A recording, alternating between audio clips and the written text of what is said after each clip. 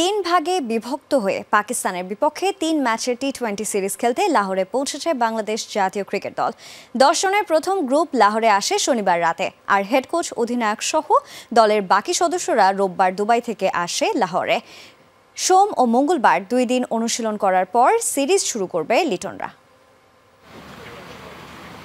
28 মে শুরু হচ্ছে পাকিস্তান বাংলাদেশ 3 ম্যাচের টি-20 সিরিজ। নিশ্চিতভাবেই সিরিজ শুরুর আগে মোটেও ভালো অবস্থানে নেই টাইগার শিবির। আরব আমিরাতের বিপক্ষে প্রস্তুতি নিতে গিয়ে উল্টো হারের লজ্জায় পড়ে সমালোচনায় জর্জরিত দল। ব্যাটিং, বোলিং, ফিল্ডিং 3 ডিপার্টমেন্টেই দুর্বলতা চোখে পড়েছে মোটা দাগে।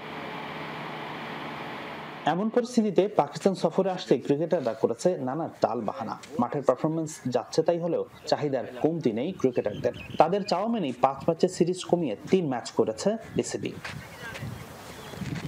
সেই সিরিজে অংশ নিতে 3 গ্রুপে ভাগ হয়ে দুবাই থেকে লাহোরে এসেছে বাংলাদেশ দল।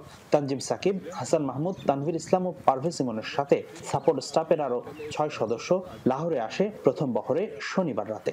রোববারে আরো 2 ভাগে পাকিস্তানে পৌঁছায় লিটন দাস, নাজমুল শান্ত, ফিল সিমন সহ বাকি সদস্যরা।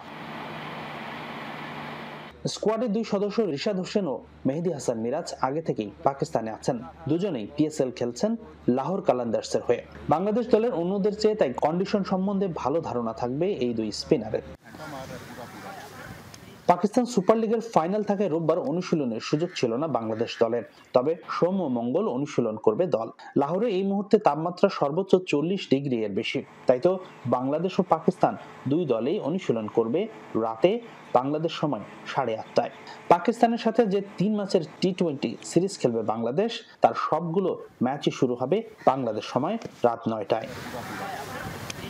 বাংলাদেশ সবশেষ যেবার পাকিস্তান সফরে এসেছিল সেবার ঐতিহাসিক টেস্ট সিরিজ জয় করে ফিরেছিল।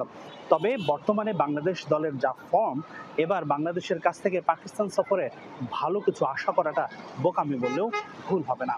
তবে টি-20 যেহেতু শর্টার ফরম্যাটের খেলা, বাংলাদেশ দল একসাথে 3 ডিপার্টমেন্টে সম্মিলিত পারফরমেন্স করলেও অসম্ভবটাকে সম্ভব করা কিন্তু যেতেই পারে। হাসিনুর রহমান, যমুনা স্পোর্টস, লাহোর, পাকিস্তান।